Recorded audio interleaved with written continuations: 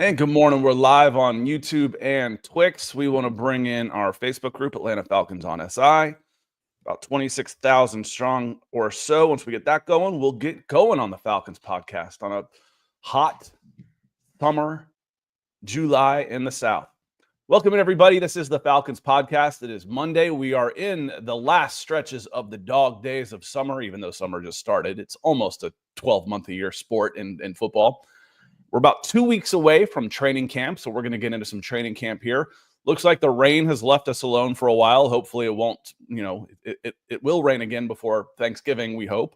So, but we want to get into some of the camp battles. We want to get into some of the stuff that came out over the weekend for the Atlanta Falcons, because this is an intriguing team. And frankly, it seems like the national media is starting to catch on and starting to build a little hype around some of the pieces that this team has put together over the last few years. But first, I wasn't expecting this guy over here today. He said he might not join us today, but he's here. So we will be Scott and Nick. Nick, how are you doing today?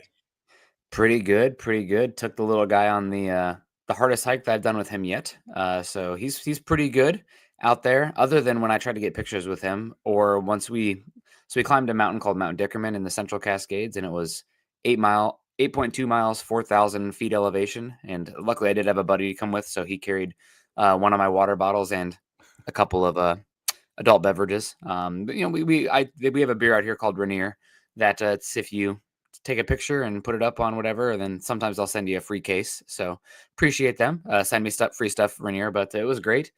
And but man, my legs are feeling it today. The kid is 30 pounds. My pack was probably 45, and the looks I got from people as I approached them on the trail were bewildered. Like, it's like the wolf's eyes popping out of its head, because like, oh my God, how are you carrying that much weight up this dude's mountain? A beast. Yeah, we're stupid. I hope y'all had a happy 4th of July weekend. I spent a lot of time in my pool. I cut the grass, but no baseball this weekend. So I actually kind of chilled, because since I've gotten up this morning, I've been figuring out what the hell I'm going to do with baseball. And my car is still down in Jacksonville from when it broke down with bad gas. Yes, I know that sounds like something an older dude would have problems with. So I got to figure out how to get to Fort Myers for this 5-day baseball tournament, get over to Jacksonville and all this kind of stuff. And then the tournament schedule just comes out. So that's been part of my morning, is logistics, but I actually enjoy it. And we go live every Monday and Wednesday because we enjoy the conversation with you. So Denver Luke's going to have a neighbor here soon, as Nick is on his way to Denver, moving from the Southwest. A little closer. Breaking news. I haven't told anybody yet on here. That's okay. You can. From the Pacific Northwest, could be on the move. But you mentioned it because someone said something about it in our comments, Nick. So really? You said something about it last week. Yeah. It's like Denver makes a lot of sense for you, Nick, because blah, blah, blah, blah, blah. I'm like, oh, Nick must have said it then. No, not yet, but they figured it out. They figured it out. So good morning, Nick. Hope you are doing well. Keep that under your hat, Falcons fans, that Nick's on the move. Yeah. Mikey G coming in with a super chat as well. Good to see you, Mikey G. Says, good morning, Scott and Nick. This will be the Kyle Pitts year. I can feel it in my bones. I've done the rituals that need to be done. Was that you with the rain dances? That it's been raining since Valentine's Day, and it finally dried up, and that's what's going to be. It was Mikey G and the rain dances. Kyle Pitts' year. I mean, if it's not this year, it's hard to think that he'll ever reach the potential that we thought he was going to have when he was drafted. And he might not ever, but he could still. You could still be a Pro Bowl tight end and a very good player making a bunch of money without ever being the unicorn, without being the best tight end, the highest drafted tight end of all time. He can still be a great player and a Pro Bowl player for a long time. But I don't think he's ever going to reach the heights of the highest drafted tight end in NFL history. I don't think that's going to happen. But if it's going to happen, it's got to be this year, don't you think, Nick? With all that he has riding on the line, and the offense is, I mean, this besides Michael Penix getting more experience, this offense is set, dude. I mean, this is as cheap as Drake London's ever going to be. This is, you've got a backup running back that could start for 20 teams in Tyler Algier. You've got an aging but still very good offensive core on the offensive line. I mean, this has got to be it for Kyle Pitts, right? You'd think so. The one argument I guess I would have against that, and it could go either way, honestly. But there, with London and Bijan there, you're not going to force him to be involved. There's definitely like he's third in the pecking order, maybe even fourth, I said depending on where fourth, you and someone came back with at me Mooney. because I'm like, they're like, well, I'm not saying what he should be because that was kind of the argument. He should be higher than that. Yeah, but he ain't. No. He's not. He's at best fourth right now behind Mooney also. Yep. So that's the one, I guess, negative is that because of this situation and the environment, you're not going to force him to swim, so you won't see if he can swim. But granted, he's also a tight end, and you look around the league, I mean, outside of Bowers, Kelsey, there's not really guys being featured that way as like a wide receiver. So we'll see. This is a big year for Kyle Pitts. You never know. I mean, he's dealt with enough injuries as well, but there's proof of concept. That rookie year was great. You have a quarterback who can fling it around. There's one reason I've been like, I'm holding on to the stock here on that one because it could bounce up and be really high. So like you said, is he going to be Brock Bowers as a tight end? I don't know. He doesn't win like in a way, like the short area of the field, the yak, a lot of that stuff. But with Penix's arm, another year in the system here, another year being healthy, it can happen. So I'm not selling it at all. I think he's definitely got the potential to be a top 5 tight end. I mean, especially because most tight ends can't block anymore, even though I still really value it. A lot of them don't do that well at that. So he can still be an unbelievable weapon, whether he's a tight end, X receiver, wherever he's getting moved around. And with him having London to play off of, Bijan, of course, and Penix's arm, should be able to utilize him. Even if it's not high volume, it can be hyper explosive. Mikey G, thanks for the super chat because Yeah. I want to tie this into because I really didn't, but I'm going to now. When I was thinking of the top position battles as far as the title of the show, I was like, well, this is all on defense, but it's not really because the other position battle out there becomes with a couple of tight ends and then wide receiver 3 because Kyle Pitts can be wide receiver 3. You know, they'll go out there if they call it 11 package, but Kyle Pitts is they call it 12, but Kyle Pitts is your slot receiver. That's 11. That's 3 wide receivers and a tight end with Charlie Warner as your blocking tight end. They did that a lot last year. Towards the end of last season, Charlie Warner got more snaps over the course of the last 6 games than Kyle Pitts did because the third wide receiver was Ray McLeod. So if there is a position battle on the offensive side of the ball, it's that trifecta right there of Charlie Warner, Ray McLeod, and Kyle Pitts between are you running 10 or 11? I mean, I'm sorry, are you running 11 or 12 package between where does Kyle Pitts fit in? Can he be the slot receiver? Can he be the third receiver over Ray? Can he block enough to keep Charlie out of the game in 11 personnel? So I guess on offense, that is the 3-way battle for playing time. It's between Ray, Charlie Warner, and Kyle Pitts. Yeah, no, without a doubt. And I mean, also you could argue maybe there's some 2 running back sets out there with Bijan being slipped out to slot. Can he start to be a little bit more of that McCaffrey Gibbs role? We'll see. And you're right, though, for the starters, you're looking at the 2 tight ends, what personnel makes sense for them, how are you utilizing them? And it really, again, it comes back to, for the most part, Pitts, because he's going to be given every opportunity. He's a different type of athlete and physical profile, and if you can get that guy on the field and utilize him, that's the direction you want to go. On the offensive side of the ball, again, this is a Falcons team outside of undrafted free agents. They didn't bring in anybody on the offensive side of the ball, I'm pretty sure. Anybody new? But where I'm looking at is, again, this is just me being an Iowa guy, I guess, and concerns with what happens if it goes wrong. It's the backup tackle spot. I am wondering who's going to be the first guy off the bench. Is it going to be purely left tackle, right tackle?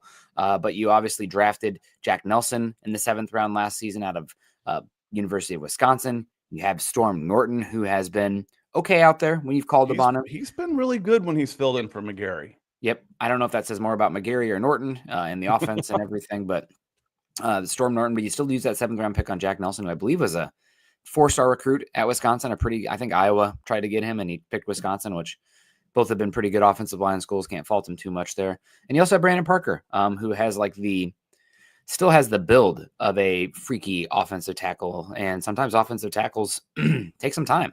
So I'm looking at that backup offensive tackle spot. It'll probably be Storm Norton. Again, the experience, the proof of concept, but you have a draft pick in there. And Parker was a 3rd or 4th round guy too, who has got that unique build. So that's what I'm looking at. And because of the Falcons' fortunes over the last 7 or so years, I think Jake Matthews is one of the more underrated players in the NFL.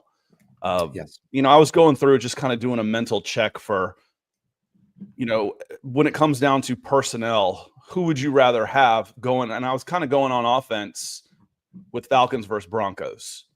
And I was like, pretty much across the board, I'm taking all the Falcons. I mean, just about all of them. I'd take Drake London over Cortland Sutton, and then I get to the tackle. I like Jake Matthews better than Garrett Bowles, but that one's close. But I do like Matthews better. I just think Bowles has been on, not necessarily on better teams, but higher profile teams. And then they made the playoffs last year. Left guard is pretty close with Matthew Bergeron and Ben Powers. Center's pretty close. The right guard, your 2 best players are Lindstrom and Miners on the offensive line, both at right guard, but I'm still taking Lindstrom. Might be the 2 best right guards in football. Yeah, exactly. So that one's a tough one for the Broncos. And then on the right side, I would take McGlinchey over McGarry at right tackle. And then Darnell Mooney, I'd take over any number 2 that they've got. And running back, I'd take Bijan Robinson. I'd take both Falcons running backs over RJ Harvey right now and J.K. Dobbins. Now flip it over. What about quarterback? What about quarterback? Quarterback, this is an argument that it's going to be whichever colors you're wearing. Yeah, it's too early to say. That's one going to be whatever. Falcons fans wouldn't trade Michael Penix for Bo Nix, and Denver Broncos wouldn't trade Bo Nix for Michael Penix. So that's I'm not touching that one. I just trying to put you in a bad spot. That one's 100% bias right now on who you would choose. So I'm not choosing either one. Going into last year, before the draft, I would have taken Michael Penix over Bo Nix because I like the arm better. Right now, Bo Nix, I would this second for one game tomorrow, I might take Bo Nix if I had Sean Payton coaching. Yeah, because that's the big difference right now is Sean Payton and Vance Joseph. The offense is good, but there is that little. Where's Kyle Pitts, Charlie Warner, and Ray McLeod? I think that's the battle on offense. But the offensive line. Storm Norton's been good. He's been a really good backup, and Jake Matthews has been really good. He's an underappreciated, underrated Atlanta Falcon as far as I'm concerned.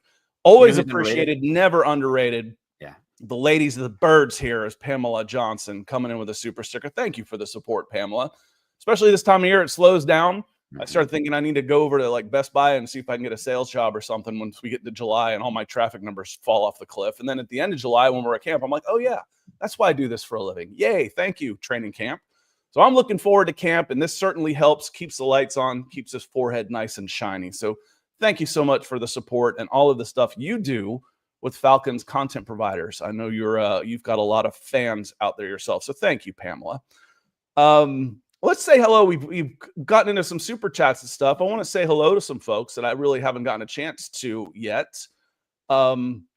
We Sound Strange is on a road trip from LA to Houston. That's 2 days. I've done it. And day 1 was to El Paso. Day 2 was Texas. That's the trip. And then day 3, I actually stayed, I think, in Shreveport the second night and then drove to Atlanta on the third night. But that's a lot of travel in Texas with 80-mile-an-hour speed limits. It still takes all day to get across Texas. Nick Nash on if he makes the team, I think Nick Nash is probably going to be a practice squad guy. Yeah. Depends on how many they take. We'll see.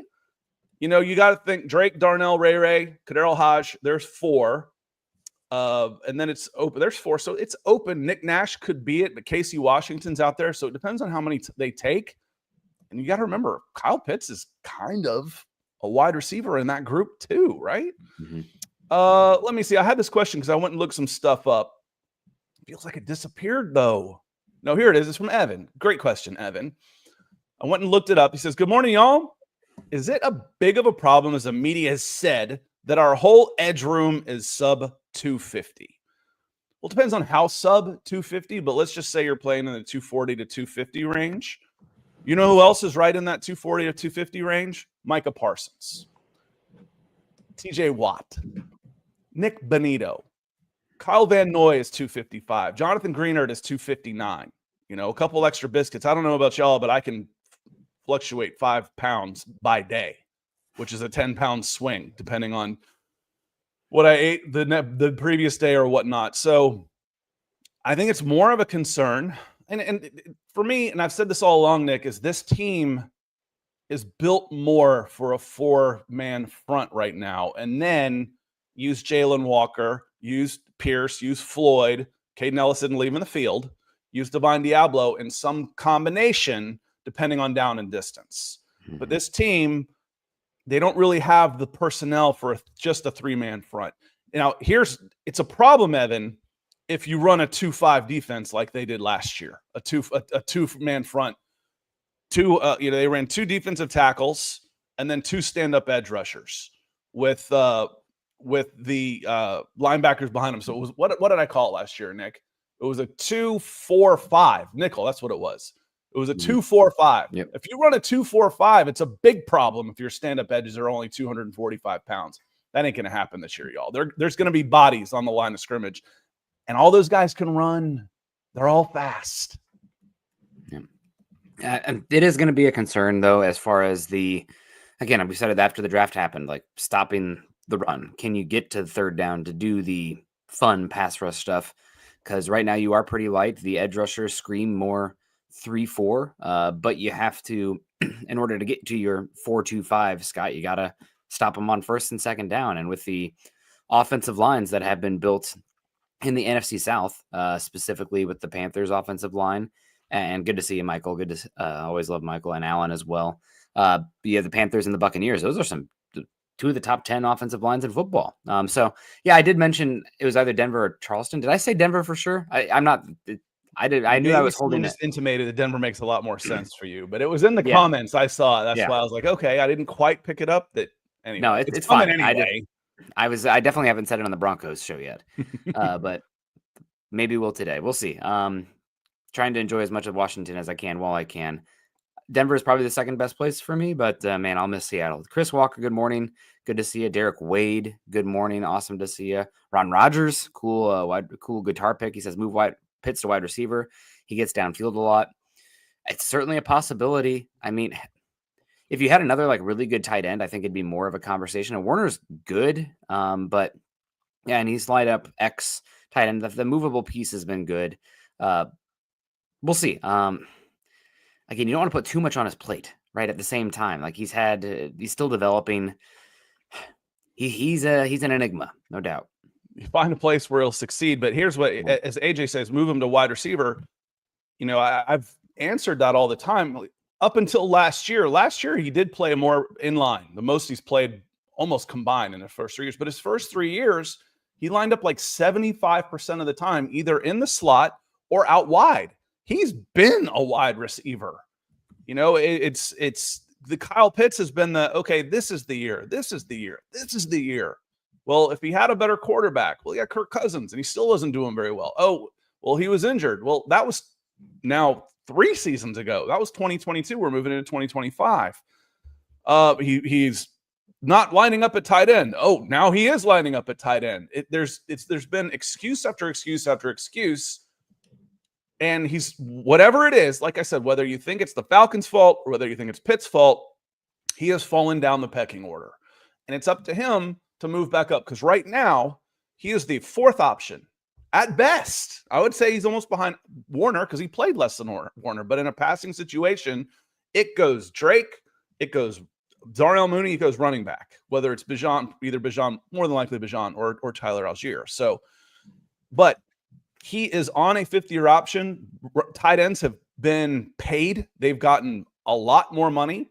He's got $15-16 million minimum riding on this season based on being a franchise tag. And if he plays well enough to tag him, well, then you at least have an asset that you can trade. If he doesn't want to play on the tag and you don't necessarily think he's a big enough part of your offense to pay him a huge contract with Drake coming up too, you're negotiating from a position of strength. Right now, it doesn't make any sense to trade Kyle Pitts. You're getting $11 million back. Yes, that's a significant amount of money, but you're not getting a draft pick back that's worth a damn. If he goes out and has a monster season, now you get $16 million off your cap, and you probably get at worst a good second round pick, and maybe a second and change, maybe even a late first if he goes out and plays like a top 5 guy at 25 years old. Yeah, I mean, top 5 at tight end there's a big difference there, so it depends on where it falls. I was going to say off the top of the head, maybe a third, 2/3. Yeah, day 2 and a day 3, but yeah, or like a day 3 and some cap relief right now. That ain't worth it. That it's not worth the promise of what could he be.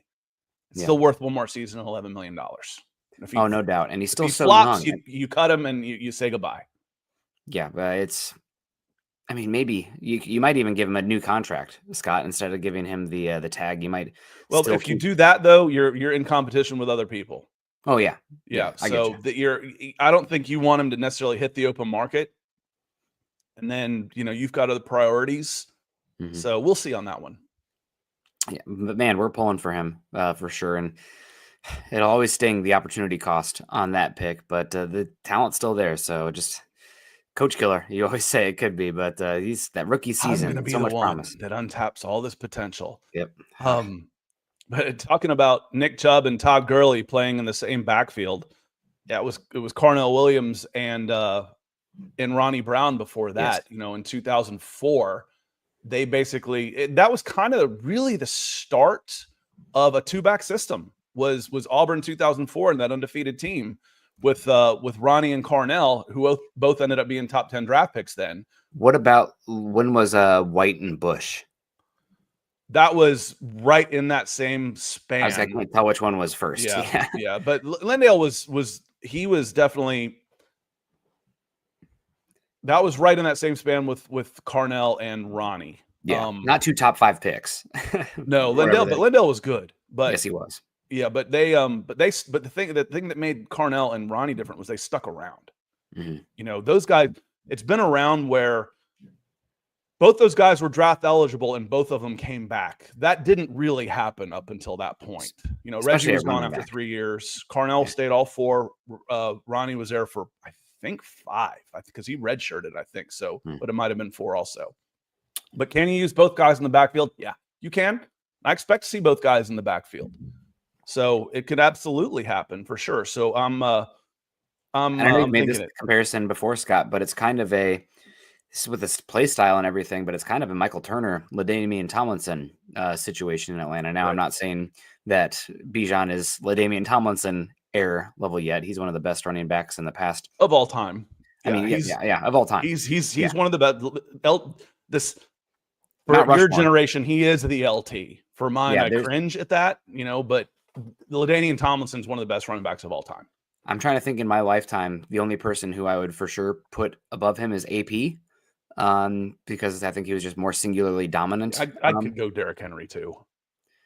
Yeah, man. Maybe it's because he's earned it. The rosy retrospection. I'm not quite ready to put Derrick Henry with AP, but yeah, unbelievable for sure. Henry's probably up there. Yeah, man. Anyway, but you're talking about the power running back. He's not really getting highlighted as much. So everybody can see what he can do. He's going to get a good contract, and he's going to be one of those. You never know. You never want to bet on anything for sure with football and the running back position, but I could see him going on and wherever he signs next being a really good number 1 running back for 3 years. Kind of like Michael Turner when he went from behind LT to over to Atlanta. What was that? 15 years ago now, 10 years ago. Roy Freeman. Okay, I thought it was Pitts last year. That makes a big difference. Next year will be our run. Good to see you, Roy. Yeah, we'll see about Pitts. Yeah, you've got the franchise tag available on Pitts. That's what I keep saying about him is I don't care how good a year Pitts has. I don't want to give him a 5-year deal with 3 year with $50 million guaranteed. I want to tag him. I want to make him earn it. I want to make him do it again. So you still have that. So when we talk about this as last year, it might be his last year. He is scheduled, and I always use that phrase in there. I lawyer that in there. He is scheduled to be a free agent after this season. The tight end franchise tag is only about $15.5–16 million. And that's gone up about $3 million in the last 6 months because of some new contracts from who's the kid? McBride. I think there's been a couple more out there that have signed some big contracts and pushed that number up. So it could be his last year. He is scheduled to be a free agent. If he has a massive season, I tag him. I absolutely tag him. George Kittle was signed too. Who was the other one that signed? Kittle. George Kittle. Okay, yeah. I thought it was, but I was like, was it Kittle? And it wasn't Kelsey. Kelsey's declining rapidly. Yeah. Yep. That one. We'll be getting the Lions tight end here soon too. Sam Laporta. He'll be entering year 3 now. I wouldn't be surprised if they get that done first. But John Harrell, sorry to cut you off here, Scott. Coffee's starting to kick in. I need more. God, I'm tired. My legs are like just cooked. He says there's a lot of hype around Divine. Wasn't he a backup on a bad Raiders defense? He was, but the Raiders actually were pretty good at linebacker last season. Like out of their front seven was solid, but their defensive backs were probably the worst in the NFL, and defense is a weakest point type of system. So you can be good and that can overcome some things. You obviously had Max Crosby. You had, the Clemson defensive tackle went from Miami to the Raiders before he got hurt. He was really good as well. Names escaping me. 12th overall pick a few years ago, but I don't remember. But was that the New Jersey Wilkins? Kid? No, Wilkins. I'm thinking of the one that went to New Orleans. They got Christian Wilkins. That's who they signed. That's who it was. Begins with the B. I called him like the demolisher from Damatha or whoever he was. Yeah. Big white kid went to New Orleans. Yeah, they have Wilkins. So Brachet? You're talking about how was his name? Ryan Brachet. Yeah, he's a pretty good player. But a backup, no, he has started every game he's played in the last 3 years, so he has been a starter. And the hype around him, it's the time of year. It is, it's that time of year, and frankly, it's not that hard. God bless them, but it's not that hard to upgrade over JD Bertrand and Nate Landman. That is a significant upgrade. Those guys are throwback, run between the tackles, go and throw your head in there type of guys. They are not space linebackers that they were forced to be last year. They don't have the speed. So it is a significant upgrade on those two guys who played a lot of snaps the last couple seasons because Troy Anderson hasn't been on the field. So Bertrand is fine as a fourth. Okay, whatever. Fourth inside linebacker, I can live with that. I don't really want him as a third. And I want Troy Anderson to be out there. That'd be great. And then push comes to shove, emergency, break glass in case of. I'd get Jalen Walker involved before I would put Bertrand out there. And Landman's gone. Landman might not make the team out in LA. We'll see. He'll find a place. He's a good enough pro to hang around for a long time, but he's going to be one of those $1.5 million 1-year deal guys for the next 5 or 6 years.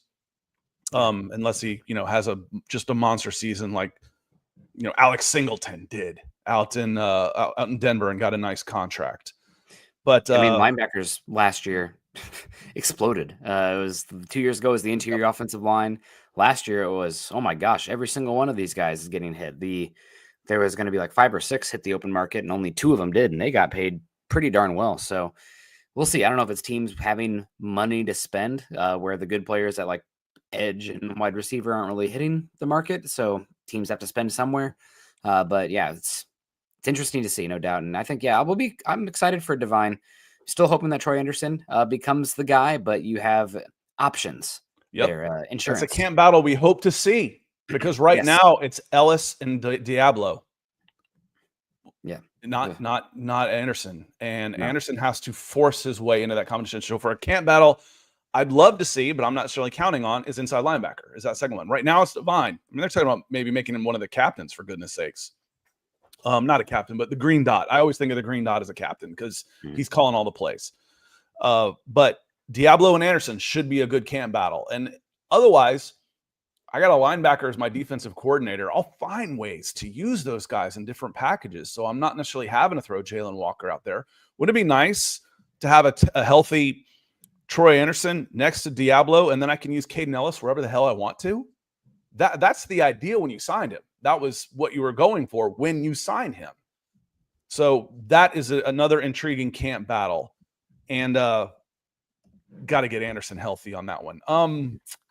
Let's see. One of the other camp battles around here, and Keith, for me, this is probably, I don't know if it's the most intriguing but it definitely is one. Because I say not intriguing because I feel like it's just a matter of when Xavier Watts starts, not if. So I think the Falcons are counting on him to start at some point during the season. They love him. Xavier Watts, that is. They traded up to get him. They used basically a third and a fifth because they traded up to get him. And they don't have any money in Jordan Fuller. Jordan Fuller understands the defense. I think he is a nice stopgap bridge. We talked about using a bridge. He is a nice bridge to your guy of the future, but he's got $80,000 of guaranteed money. So if you waive him, he's $80,000 of dead cap. That's it. So that's nothing. That's insignificant. So it won't surprise me at all if Jordan Fuller is the starter week 1. It will surprise me if he is the starter week 5. Yeah, no doubt. Sorry, my feed got a little slow there for a second, but I'm expecting Watts again. You never know how injuries play that. You didn't pay Fuller very much, and you traded up for Watts. A big thing will be who pairs well with Jesse Bates as well. I think when you have somebody like Jesse Bates out there, he's going to have some input on who he wants playing next to him because you want your guy Jesse Bates to be uninhibited and let the instincts make plays on the football, and that requires some unspoken communication to let him be a little bit more of a amoebus piece in the background. So I think it is going to be Watts eventually, but let's say that Jordan Fuller is more consistent with Bates. They have a little bit better chemistry early on and allows Bates to be a playmaker versus purely a last line of defense kind of guy. That's the one thing that could change the perspective of the battle. So again, when you have somebody like Bates, you want to at least give them some ownership in what's going on there. Granted, he's a player still, not a coach, but I think he's special enough. Maybe the best safety in football right now. That is a factor I'll be keeping an eye out for. Yeah, he came in at 92 on the NFL's top 100. I'll be curious to see where the rest of the safeties kind of pool in. Are they that 70 to 100 range? That just tells me that they don't really value safeties that high. No, with maybe an outlier, and Kyle Hamilton comes in at 27 or something as the outlier. Yep. But when we're talking about best players, and I actually had this conversation when we were doing recruiting a long time ago. There was a kid. This is one of the most amazing human beings on the planet. A kid named Myron Roll. Okay, he was a 5-star recruit, went to Florida State, got a Rhodes Scholarship, and now he's a brain surgeon. Okay, that was Myron Roll. He's one of the most remarkable people on earth. But the conversation I was having was, where do we rank these guys? I'm like, dude, I can't put a safety in the top 5 players in the country. And as Miller Seyfert was who I was working with at the time, he was in charge of the East. He goes, I don't think he's the most valuable prospect. I think he's the best talent. So meaning, if I line him up on Madden and I look at their scores, he's got the highest Madden score. That doesn't necessarily mean I'm going to draft him first. So where are the rest? Because Jesse Bates is one of the best talents in the NFL, clearly. Now it comes down to positional bias as far as I'm concerned. But Keith, Falcons fans, the end of the season, Xavier Watts has the second most safety snaps behind Jesse Bates, who has all of them. So that's my prediction for that camp battle. With the ticker saying assuming health underneath as we do that, of course. Exactly. The one that I'm honestly most interested in is the nickelback spot, right? That's one that I think I'm not really in love with D. Alford as a player out at that spot. You paid Mike Hughes. I don't think you'll have Ford there. We'll see what happens with Kobe Bryant. Mike Hughes, he'll start. Mike Hughes is going to start at corner. Yep. He's your starting corner opposite AJ Terrell. It's one of those things where it's like I say it and it's like I wish it wasn't the case, but I wish you had a little bit more options. But yeah, for me, that's our cover art. That's our cover art right now, and it was nickel. Yep, it was nickel from left to right. It is Clark Phillips. It is D. Alford. It is Billy Bowman. This is the most intense camp battle that will be at Flowery Branch, as far as I'm concerned right now. Mm-hmm. I mean, this is just me being, team building centric. I'm hoping it's Billy Bowman. What was he? 4th round pick, tackles like a banshee, physical player. It has the weird wingspan, and that can be an issue with the pass game. But as far as the ability, Scott, you mentioned it last season, like the Falcons playing the 2-4-5. Your 2-4-5 is a little bit more functional if your nickel can set an edge and tackle and play the alley. He's got a safety mentality. Mm-hmm. Yep, absolutely. So, and Bowman's had that, but I think he moves well in the short area that I'm not worried about him covering as well. So I'm pulling for Billy Bowman. We need to see, obviously, proof of concept. The safe money, obviously, will be D. Alford. But, man, it would be awesome if it could be Bowman. And I think it's if it was even odds as far as who's the most likely rookie started out of the gate between Bowman and Watts, if it was even money, I'd probably leave it there. But I think it's close. I think it could be either of those guys just because I'm not such a big D. Alford proponent. I guess I think if we put up, and Falcons fans watching, tell me if I'm wrong here. If I put up a poll of who do you want starting at nickel, 1, 2, 3, and who played the most last year, I'll put them in order of seniority. D. Alford 1, 2, Clark Phillips, 3, Billy Bowman. I think as far as who would get the most votes, it would be reverse of that. Billy Bowman would get the most votes. Clark Phillips would be number 2. And 3, I don't think anybody. And if he wins it, God bless him. Mm-hmm. But we've seen a lot of D. Alford, and what we've seen, we're not all that happy with. And we understand that we want upgrades there. Mm-hmm. Part of the upgrades is, this was, like I said, it would be, Bryce just says it would be in reverse order of what I said. Bowman is the most unknown. Clark is a little bit of an unknown, but we're talking about a Pac-12 Defensive Player of the Year at 5'9", 185 pounds, 4'5'1". That's unheard of. This guy is a football player. The thing is he should never have been put outside. He always should have been in nickel. He's not quite big enough for safety. Not yet. He may put on another 10 pounds of muscle into his 30s. But football instinct guys you put towards the middle of the field that are a little under athletic, and I know it sounds crazy saying 185-pound 4'5'1" is a little unathletic, but compared to cornerbacks, who along with maybe small NBA small and power forwards are the most athletic people that walk the planet, it is under athletics for playing outside. Man, Scott, this is one thing where 10 years ago, I think I'd have been all aboard with what you're saying, but teams have started to change what they're utilizing on offense. You're not seeing the Wes Welkers, the Brandon Stokely types at slot as much anymore. You're seeing Drake London. And if you are going to be diminutive, they are going to put you up against a tight end-esque physical player and run at you, honestly, or make you tackle.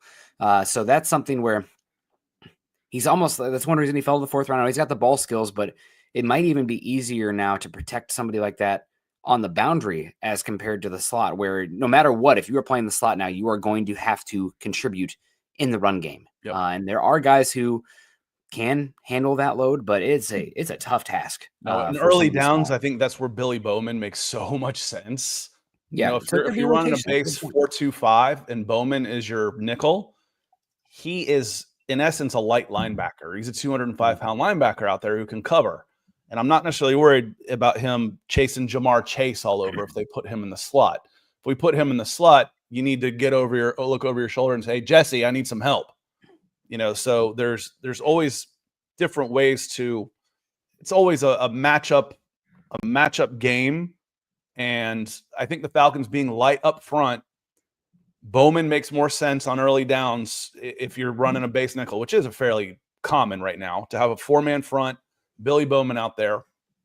And then you've got one of your edges. Jalen Walker might be my guy to start with, and then Caden Ellis in there. And then the back 4 is fairly set with Hughes, Bates, AJ, and then I think it'll end up being Watts. Keith says, battle. Morgan Potts gets pushed by Rook Orohiro. Different positions, dude. Morgan will play outside. He's not big enough to be a 3-4 end. And if he is a 3-4 end, then we're having the conversations that this team is too light. Mm-hmm. But he is a decent size 4-3 end, and in a 4-3, Rook will be inside. He'll be defensive tackle. So Rook could play, if you wanted to go jumbo, he could play that Calais Campbell 3-4 end because he's very athletic. But if I need to go 3, I need David Onyemata, I need Rook, and then I need maybe Taquan Graham. Zach Harrison, I go 290 and a 3 that way. So different positions out there. Who was it that had it? One of the underrated. It was Island Mike. I'm interested in the kicker battle. Should be fun. I actually didn't even think of this one, and you are absolutely right. I still think Younghoe Koo wins the battle, but there is competition this year. This isn't a gimme for him. They brought in, what's his name? Lenny Krieg from Germany. It will be competition. And we all love Younghoe, but we also how he performed. And well, he was injured too. Okay, well, let's see it. Then be the guy we know you can be. Otherwise, it's a rough business. Thank you. And we have to move on. We can't be 56% from field goal range again, or whatever it was. It was the worst in the NFL last year. Totally changed the games. Was the passive defense and a bad kicking game, and they still won 8 games last year. So yeah, Morgan's biggest competition is Zach Harrison. Braylon Trice is kind of that tweener between edge and defensive end. Be interesting to see how that works out, because he's not quite quick enough to be, the edge rusher, and he's not quite big enough to necessarily be a defensive end, but in a hybrid role in passing situations might be able to figure that one out. So Harry, good to see you guys. I made it here with 5 minutes to go.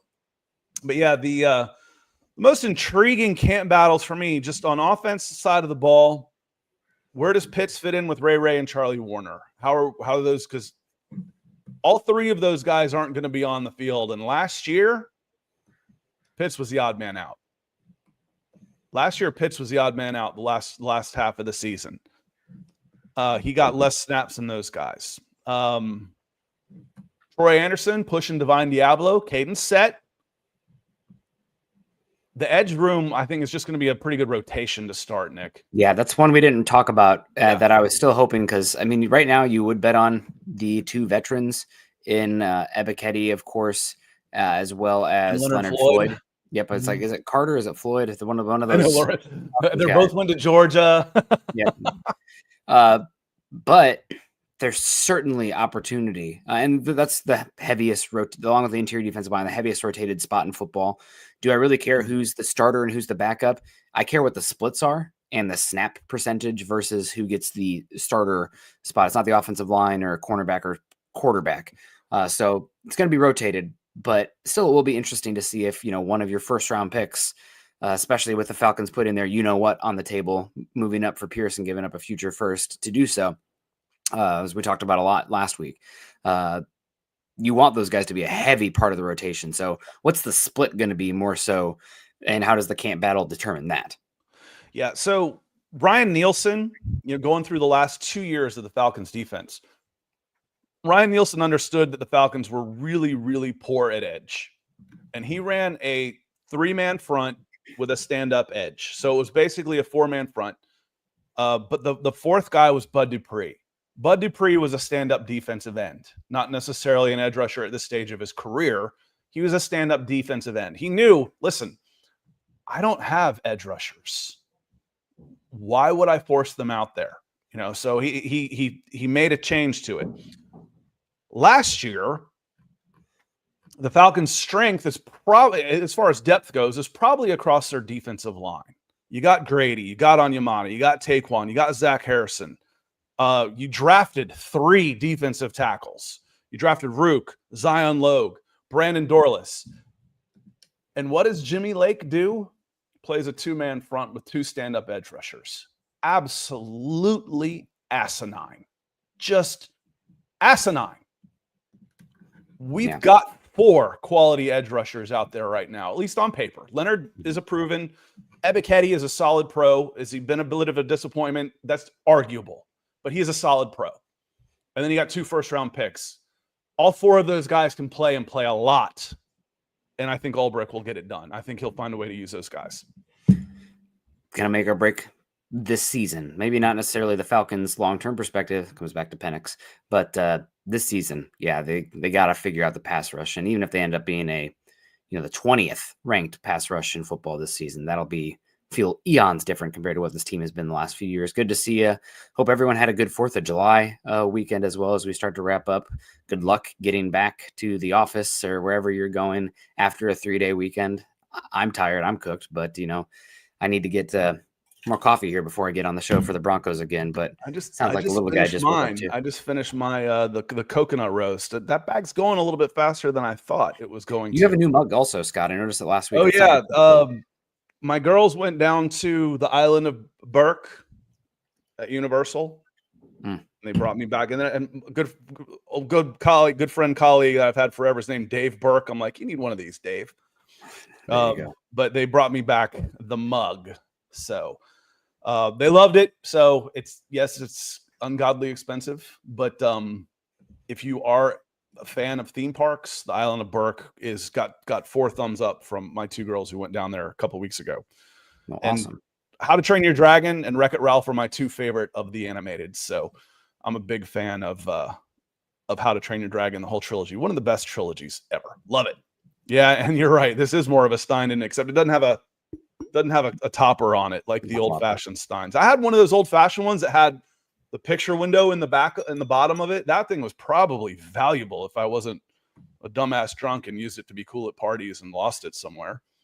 I have a Stein from Munich that has the sterling silver top on it and the Bavarian flag. So my family hails from northern Germany, but I do appreciate the Lederhosen culture of Munich more so than Ostfriesland, who they get the typical how many Ostfrieslands does it take to change a light bulb. So those farmers, man, we get picked on. Iowa, Ostfriesland, wherever it is, but you need us. We're still hanging strong.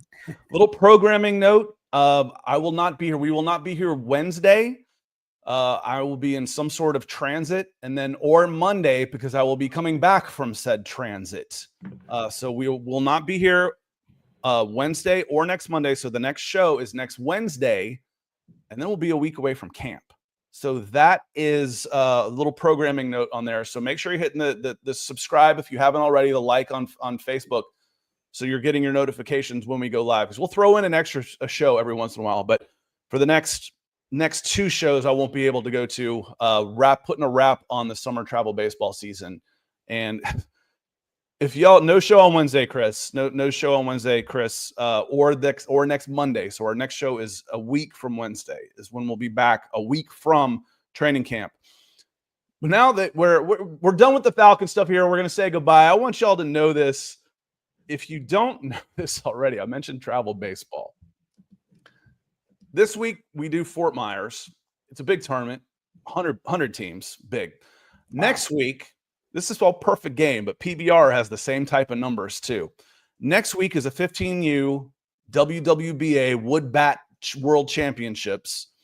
There are 277 teams. I'm going to call it 300, just 15U, just in this age group. $3,250 entry fee, Nick. They take in $1 million in entry fees for this one tournament. And then they charge the parents $15 a day to come and watch those games. Scott, I got a business idea for you. Brother, we're in the wrong business. Yeah, God. Man. $32.50. It's like, yes, I pay a lot of money to, these clubs, but I don't blame them. Shoot. They're just going to what I'm paying is basically tournament fees for this summer. It's not even like the greedy club travel baseball teams racketing it all in. Hell no, it's perfect game. So $1 million for one weekend tournament. That's just one age group. One age group. They do this from 9U all the way to 18U. Jesus. Whew. Christy, good to see you. We're just about out of here. So thanks everybody for coming in and spending some time with us. If you haven't hit that like button, please do so.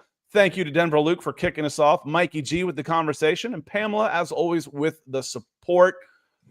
Like I said, we'll be back next Wednesday, 1 week from training camp. Hit us up with any position battles that you think might be going on. We hit on ours. There's going to be some on the defensive line, but I think that's fairly well set inside. Rook and David Onyemata should be the starters. How that happens after that, The offensive line is set. Quarterback is set. Running back rotation is set. About time for some football, Nick. I'm ready for it, but I also appreciate the slow time of the summer. So if football's back, that means this house needs to be packed up. So I need a little bit of time and get the kid out on some more hikes before that. So appreciate it. It's a mess. I'm going to watch baseball. Yeah, that sounds okay too. I'd rather be outdoors, but that's me. That's my happy place. So appreciate everyone. We will see you again in 9 days, 10 days. Yeah, next week, next Wednesday. Thanks everybody for being here. Hope y'all had a great 4th of July weekend. Enjoy the rest of your week. We'll see y'all next week. Be safe, everybody. Peace.